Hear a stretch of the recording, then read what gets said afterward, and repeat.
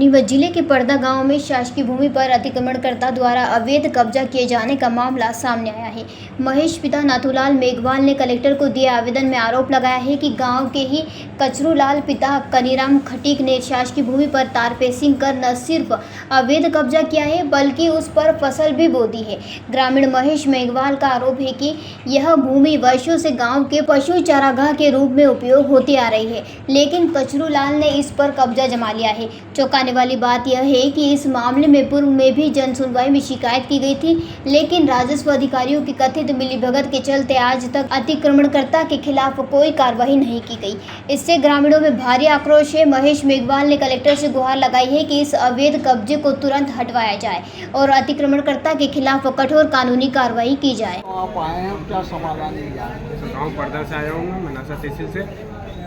और परदा गांव में शासकीय भूमि है, वहाँ पे कचरूलाल खटीक ने कब्जा कर रखा है और तहसीलदार साहब के वहाँ ने यहाँ कलेक्टर साहब के यहाँ आवेदन 3-4 बार दे चुका हूँ। उसके बाद में भी कोई सुनवाई नहीं हो रही।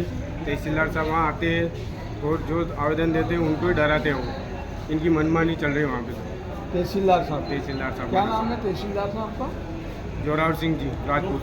जोरावर सिंह रूप सिंह जी राजपूत। रूप सिंह जी राजपूत तहसीलदार साहब। तहसीलदार साहब ये तहसीलदार साहब है जमीन कौन सी जमीन है ये सरकारी ज़मीन है। हाँ, आप यहाँ बोला तो क्या समाधान मिला आपका? और ये पहले भी आवेदन देके गया था, मैं बोला था वो हटवा देंगे, लेकिन अभी तक कोई कार्रवाई नहीं हुई है। आप क्या चाहते हैं? कार्रवाई चाहते हैं। ये ज़मीन किस काम में आती है? ये यहाँ पे गाय वाय चढ़ती है, नदी है पास में, पानी पीकर बैठती थी, यहीं चढ़ती थी। चरागाह की ज़मीन है गाँव का। अब ये कचरूलाल ने यहाँ पे कोई निर्माण वगैरह किया है क्या? कार फिनिशिंग कर दी कंप्लीट और फसल बोने बो दी है। कार फिनिशिंग करके। अब आप क्या चाहते हैं? सर कार्रवाई चाहते हैं। 2021 में भी हमने आवेदन दिया था, तो उस टाइम अतिक्रमण हटा दिया था। कितने साल से कब्जा है इसका? 2021 में हट गया था कब्जा। हाँ। उसके बाद में अभी ये 2-3 महीने से फिर कब्जा कर लिया। आपका नाम? महेश मेघवाल, परदा। जयराम जी, किशन काका, राम राम भाई, राम राम। क्या दोनों भाई बैठ के क्या हिसाब लगा रहे हो? ऊटी लहसुन के भाव आ गए क्या? अरे नहीं रे दादा, ये अपना रमेश नया मकान बनाने के लिए लोन ले रहा है।